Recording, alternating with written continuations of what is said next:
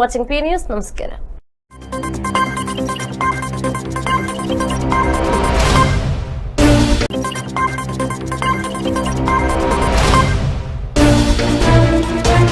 నమస్తే, welcome to P news. Bulletin ముందుగా headlines చూద్దాం.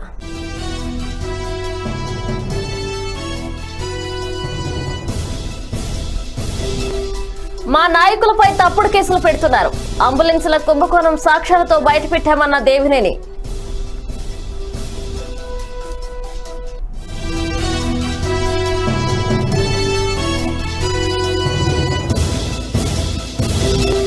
భారీ ఎత్తున హరితహారం నిర్వహిస్తాం. మొక్కలు నాటడం, కాపాడడం అందరి బాధ్యత అన్న తలసాని.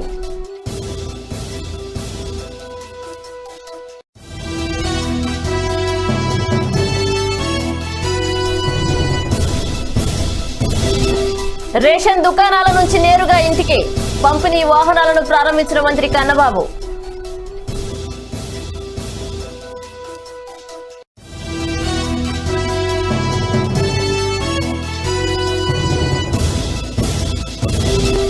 దేశ భవిష్యత్తును నిర్ణయించే అంశాలపై ప్రజలు ఆలోచన విధానం మారాలని పిలుపు. మోడీ నాయకత్వంలో దేశం అభివృద్ధి దిశగా పయనిస్తుందన్న కిషన్ రెడ్డి.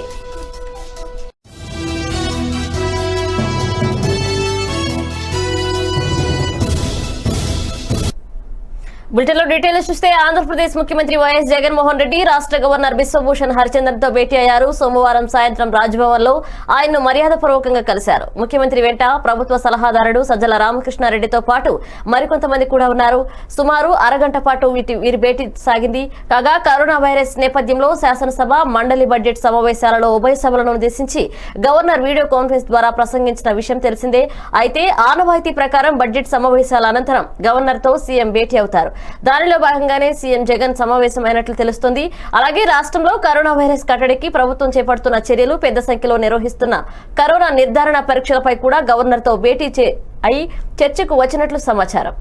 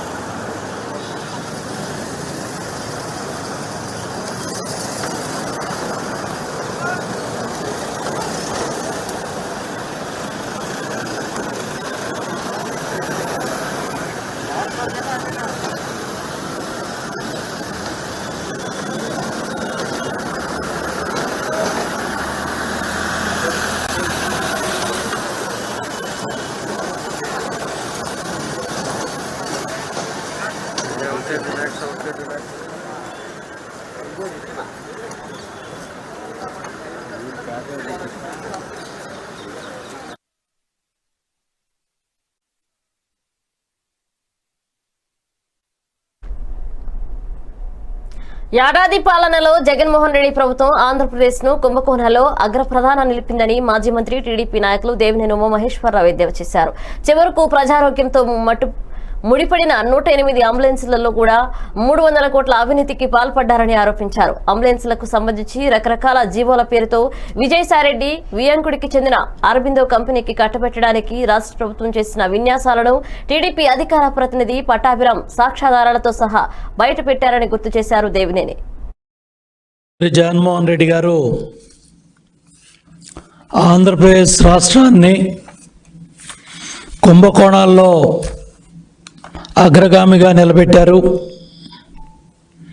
చివరికి 108 అంబులెన్స్ ఇవాళ 300 కోట్ల కుంభకోణంలో రాష్ట్రం అంతా కూడా చర్చ జరుగుతూ ఉంది. తెలుగుదేశం పార్టీ అధికార ప్రతినిధి పటాభి గారు నిన్న ఈ 108 అంబులెన్సుల్లో ఎన్ని జీవోలు ఇచ్చారు, ఫైనాన్స్ చేస్తారనే దాని మీద ఒక జీవో, అంబులెన్సులు కొనదాని మీద ఒక జీవో,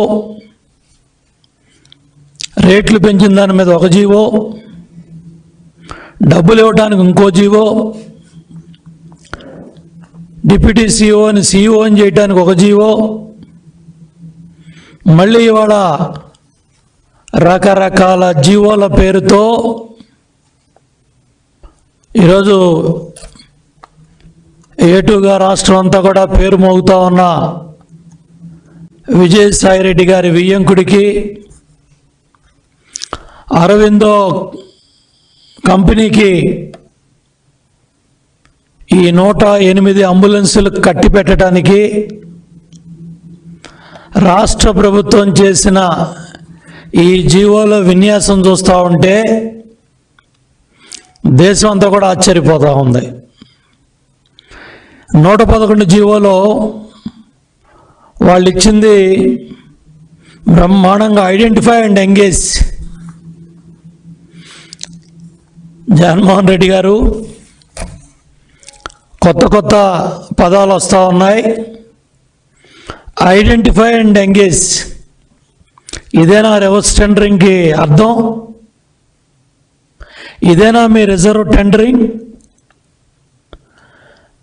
రివర్స్ టెండరింగ్ అని ఏడాదిగా మీరు పాడుతూ ఉన్న పాట, మీ సలహాదారుల డప్పులు. ఈ ఏడాది భారీ ఎత్తున హరితహారం నిర్వహిస్తామని మంత్రి తలసాని శ్రీనివాస్ యాదవ్ తెలిపారు. మొక్కలు నాటడం, కాపాడడం అందరి సామాజిక బాధ్యత అని చెప్పారు. నగరంలో ప్రతి పౌరుడు చెట్లు నాటాలని పిలుపునిచ్చారు. ఆహ్లాదకరమైన వాతావరణాన్ని అందించాలన్నారు. హరితహారంలో నగరంలోని అన్ని పార్టీల ప్రజాప్రతినిధులు మొక్కలు నాటాలని ఆదేశించారు. పార్కులు, ఖాళీ స్థలాలు, అపార్ట్మెంట్స్ అన్ని స్థలాల్లో హరితహారం చేపట్టాలని, మొక్కలను జీహెచ్ఎంసీ ఆధ్వర్యంలో అందరికీ అందిస్తామని తెలిపారు. 25వ తేదీ నుంచి 15 ఆగస్టు వరకు హరితహారం నిర్వహిస్తామని తలసాని శ్రీనివాస్ యాదవ్ తెలిపారు.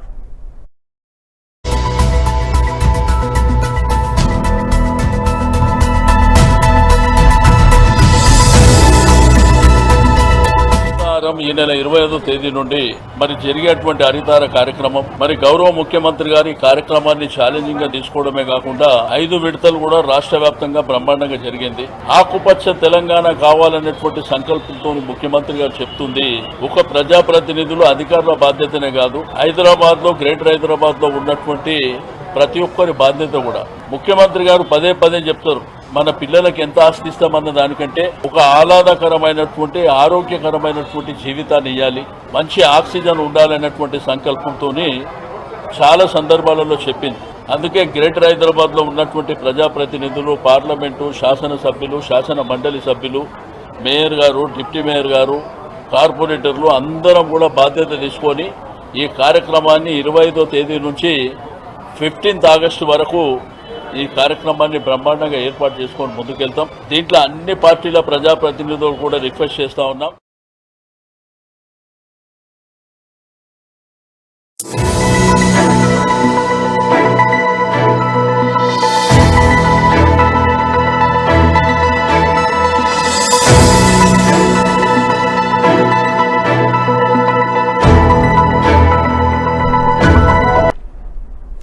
రేషన్ దుకాణాల నుంచి వాహనాల ద్వారా నిత్యావసర సరుకులను ప్రతి ఇంటికి పంపిణీ చేయనున్నట్లు వ్యవసాయ సహకార శాఖ మంత్రి కురసాల కన్నబాబు తెలిపారు. కాకినాడ జేఎన్టీయూకే మెకానికల్ బ్లాక్ వద్ద రాష్ట్ర పౌర సరఫరాల సంస్థ ఆధ్వర్యంలో నిత్యావసర సరుకులు పంపిణీ సిద్ధం చేసిన వాహనాలను మంత్రి కలెక్టర్ మురళీధర్ రెడ్డి, జేసీ లక్ష్మీశ, విసి రామలింగరాజు ప్రొఫెసర్లు పరిశీలించి కొన్ని సూచనలు చేశారు.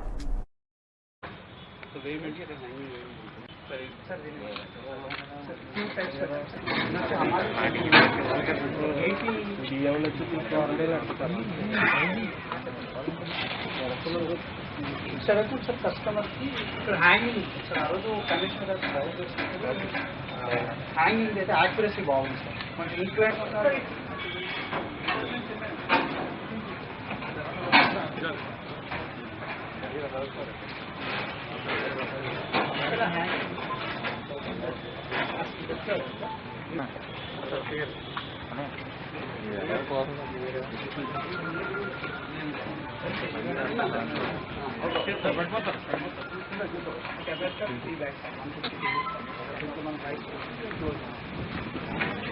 కస్టమర్ చూస్తున్నారు 5 కేజీస్ 5 కనిపిస్తుంది.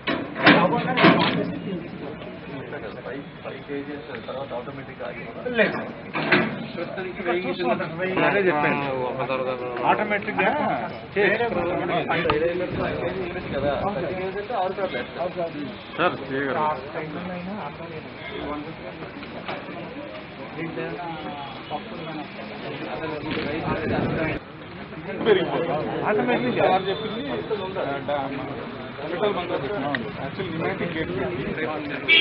న్యూమాటిక్ గేట్ పెట్టారు చెప్పండి ఇది ఉన్నాడు మున్సిపల్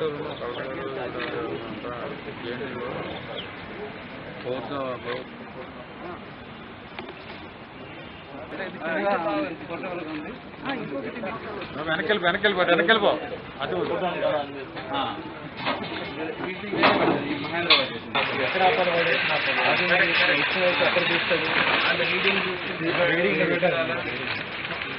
ఇక్కడ చూసేది ఎవరు చూస్తారంటే కన్జ్యూమర్ ఇంక్లైన్ కొనుక్కోండి 120 grams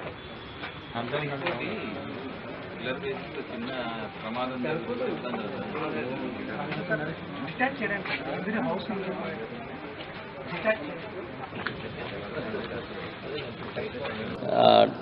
ఆయా ఇళ్ల వరకు తీసుకొచ్చి రేషన్ బియ్యం కానీ ఇతర సరుకులు కానీ ఇవ్వాలని గౌరవ ముఖ్యమంత్రి జగన్మోహన్ రెడ్డి గారు సంకల్పించారు.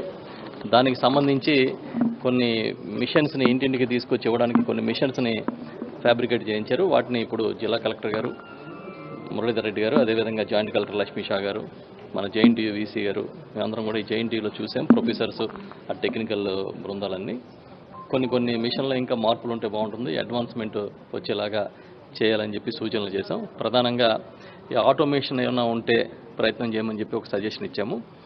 వచ్చే కాలం హైదరాబాద్ బంజారాహిల్స్ రోడ్ నెంబర్ 10లోని Basavatarakam Indo American cancer hospital 20 ఏళ్లు పూర్తి చేసుకుంది. ఈ సందర్భంగా డాక్టర్లు, సిబ్బందికి హాస్పిటల్ సేవలు పూర్తి స్థాయిలో రోగులకు అందించడానికి సహకరించిన అందరికీ హాస్పిటల్ చైర్మన్, మేనేజింగ్ ట్రస్ట్ నటుడు ఎమ్మెల్యే బాలకృష్ణకు కృతజ్ఞతలు తెలిపారు. తెలంగాణ గవర్నర్ తమిళిసై సౌందరరాజన్ శుభాకాంక్షలు తెలిపారు. Years of service in cancer treatment, particularly for the economically compromised people, the downtrodden patient. I wish them all success. Nandamuri Balakrishna Garu, taking his father NTR's mission of serving the poor with same spirit. I wish them all success. Thank you so much. I wish Basavatarakam Indo-American Cancer Hospital and Research Institute for completing their 20 years of service in cancer treatment. దేశ భవిష్యత్తును నిర్ణయించే అంశాలపై ప్రజల ఆలోచన విధానం మారాలని పిలుపునిచ్చారు కేంద్ర హోంశాఖ సహాయ మంత్రి కిషన్ రెడ్డి. చైనా ఉత్పత్తులకు ఇండియా అంగడిగా మారిపోయిందన్నారు. ఇకనైనా ఆ పరిస్థితి మారాలన్నారు. ఇన్నాళ్లు దేశీయ మార్కెట్ ఉత్పత్తులను నిర్లక్ష్యం చేశామని ఇక నుంచి ఆ ధోరణి మార్చుకోవాలన్నారు. మోడీ నాయకత్వంలో దేశం అభివృద్ధి దిశగా పయనిస్తుందన్నారు కిషన్ రెడ్డి. కాంగ్రెస్ ప్రభుత్వంలో దశాబ్దాలుగా పరిష్కారం కాని సమస్యలను కూడా బీజేపీ హయాంలో పరిష్కారం అయ్యాయని అన్నారు. విజయవాడలో బీజేపీ రాయలసీమ జోన్ జన సంవాద్ వర్చువల్ ర్యాలీ పాల్గొన్న మంత్రి కిషన్ రెడ్డి కాంగ్రెస్ పాలనపై విమర్శలు గుప్పించారు.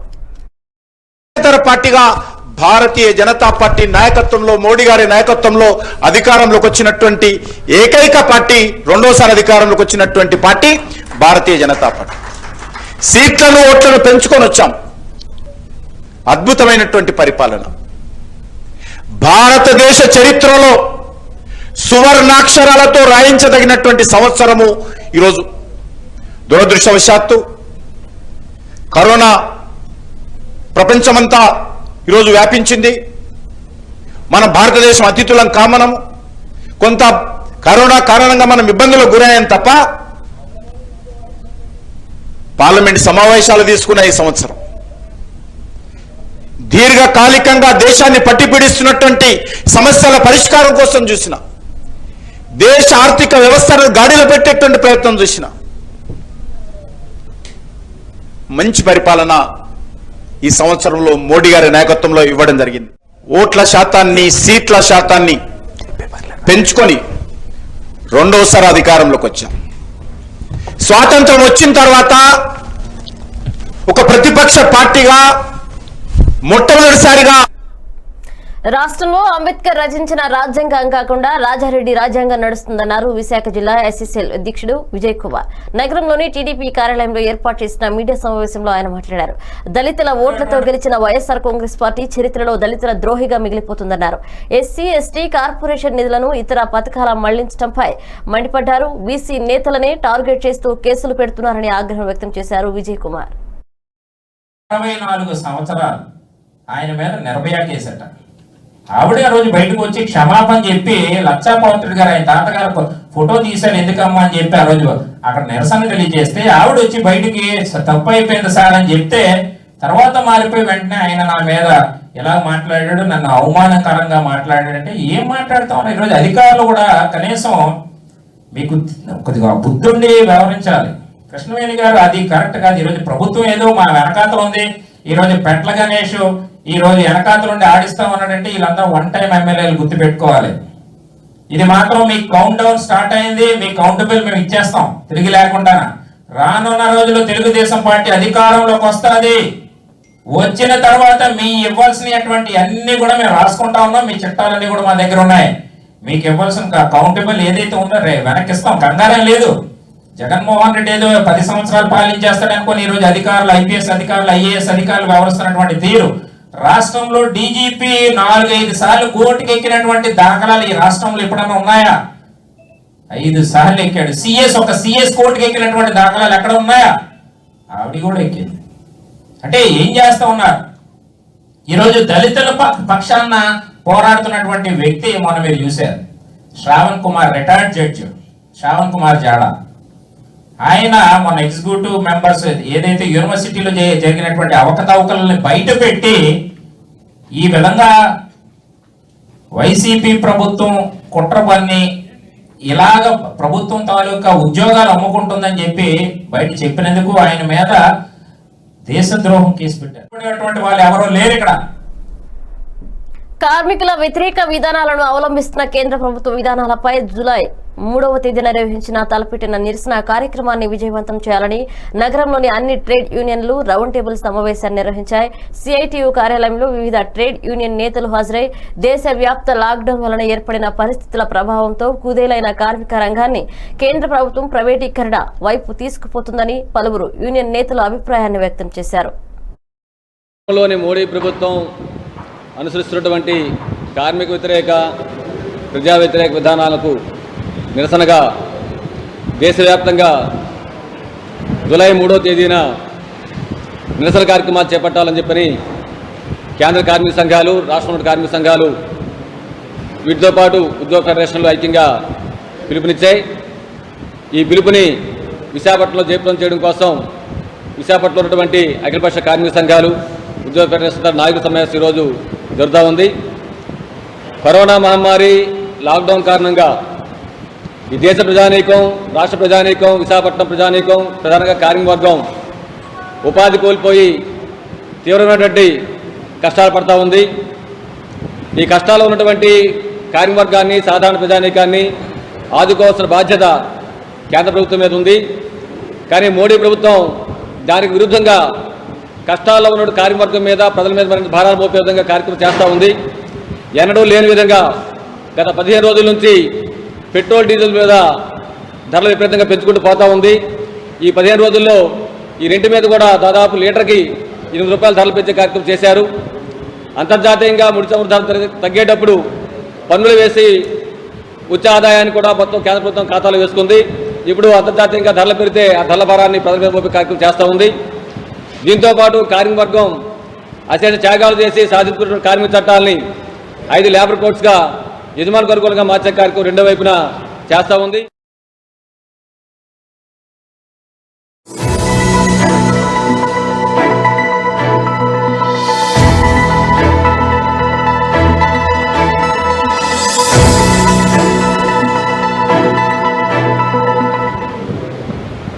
కేంద్రంలోని మోడీ ప్రభుత్వం అనుసరిస్తున్నటువంటి కార్మిక వ్యతిరేక ప్రజా వ్యతిరేక విధానాలకు నిరసనగా దేశవ్యాప్తంగా జూలై 3వ తేదీ అనంతపురం జిల్లా బుక్కపట్నంలో చేనేత నేతన్న హస్తం కింద రెండో విడత 24,000 రూపాయలను వారి ఖాతాల్లో జమయ్యాయి.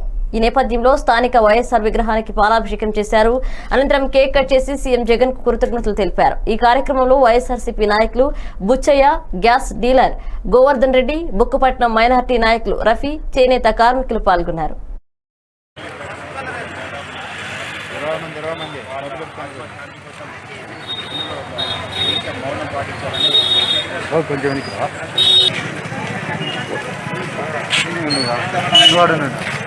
జగన్మోహన్ రెడ్డి గారు ఎలక్షన్ మేనిఫెస్టోలో పెట్టిన విధంగా నేత కార్మికులు ఎవరైతే ఉన్నారో వాళ్ళ ఆర్థిక పరిస్థితుల్లో బట్టి ఆ రోజు ఎలక్షన్ మేనిఫెస్టోలో నేతన్న హస్తం అందిస్తాము, ప్రతి ఒక్క ఆరోగ్యాన్ని నేతన్నలకి ప్రతి ఒక్కరికి అందిస్తామని చెప్పి అదేవిధంగా అనుకున్న కరువులోనే 6 నెలల కాలంలోనే సంవత్సరం తిరిగే లోపలే నేతన్నలకు ప్రతి ఒక్కరికి మొత్తం నేత కార్మికులు ఎవరైతే ఉన్నారో అర్హులు ఎవరైతే ఉన్నారో వాళ్ళ ప్రతి ఒక్కరికి అందించిన దానికి కృతజ్ఞతగా మన నేతన్నలందరూ జగన్మోహన్ రెడ్డి గారి కృతజ్ఞతగా ఈ ప్రోగ్రాం పెట్టుకోవడం జరిగింది. అలాగే నేతన్నలకు మరియు మనకు ఇంత కార్యాన్ని చేసి జగన్మోహన్ రెడ్డి గారికి కృతజ్ఞతలు తెలుపుతూ అదేవిధంగా మన నేత కార్మికులు కూడా ఇద్దరు మాట్లాడాల్సిందిగా. భారత్ చైనా సరిహద్దుల్లో ఉద్రిక్తల వేళ ఢిల్లీ సీఎం అరవింద్ కేజ్రీవాల్ కీలక వ్యాఖ్యలు చేశారు. చైనాతో భారత్ ప్రస్తుతం 2 యుద్ధాలు చేస్తుందన్నారు. అందులో ఒకటి లడఖ్ సరిహద్దులో జరుగుతున్న యుద్ధం కాగా మరొకటి చైనా నుంచి వ్యాప్తి చెందిన కరోనా వైరస్ తో పోరాటమని వ్యాఖ్యానించారు. లడఖ్ సరిహద్దుల్లో చైనా బలగాలతో భారత జవాన్లు వీరోచితంగా పోరాడుతుండగా చైనా నుంచి వ్యాప్తి చెందిన కరోనా మహమ్మారిని అంతమొందించడానికి దేశంలోని వైద్య సిబ్బంది పోరాడుతున్నారని పేర్కొన్నారు.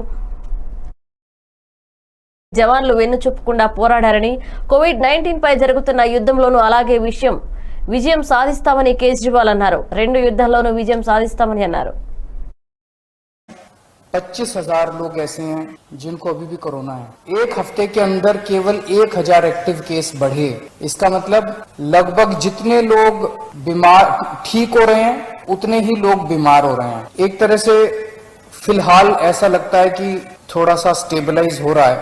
पिछले दिनों में हमने में कोरोना काफी फैला हुआ है और जनता के साथ मिलके, केंद्र सरकार के साथ मिलके हम इसे काबू करने की पूरी कोशिश कर रहे हैं एक तरफ, और दूसरी तरफ जिन लोगों को कोरोना हो जाए उनके इलाज की समुचित व्यवस्था करने की कोशिश कर रहे हैं. आज दिल्ली में लगभग 25,000 एक्टिव केसेस हैं. 33,000 लोग ठीक होके अपने अपने घर जा चुके हैं. 25,000 लोग ऐसे हैं जिनको अभी भी कोरोना है. एक हफ्ते के अंदर केवल 1,000 एक्टिव केस बढ़े. इसका मतलब लगभग जितने लोग बीमार ठीक हो रहे हैं उतने ही लोग बीमार हो रहे हैं. एक तरह से फिलहाल ऐसा लगता है कि थोड़ा सा स्टेबलाइज हो रहा है. पिछले दिनों में हमने कोरोना काफी फैला हुआ है और जनता के साथ मिलके, केंद्र सरकार के साथ मिलके हम इसे काबू करने की पूरी कोशिश कर रहे हैं एक तरफ, और दूसरी तरफ जिन लोगों को कोरोना हो जाए उनके इलाज की समुचित व्यवस्था करने की कोशिश कर रहे हैं. आज दिल्ली में लगभग 25,000 एक्टिव केसेस हैं. 33,000 బులెటిన్ ముగించే ముందు హెడ్లైన్స్ మరోసారి చూద్దాం.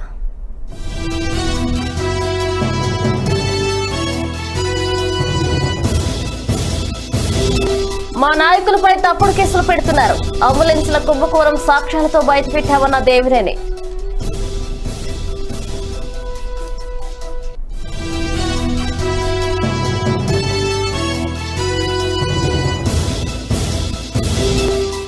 భారీ ఎత్తున హరితహారం నిర్వహిస్తాం. మొక్కలు నాటడం, కాపాడడం అందరి బాధ్యత అన్న తలసారి.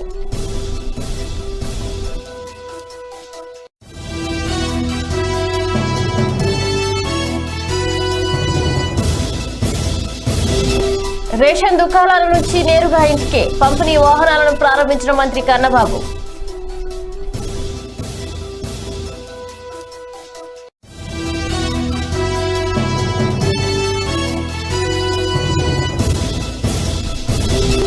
దేశ భవిష్యత్తును నిర్ణయించే అంశాలపై ప్రజల ఆలోచన విధానం మారాలని పిలుపు.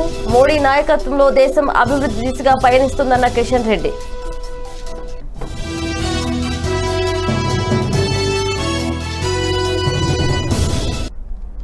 ఇవి bulletin updates. Keep watching P news. నమస్కారం.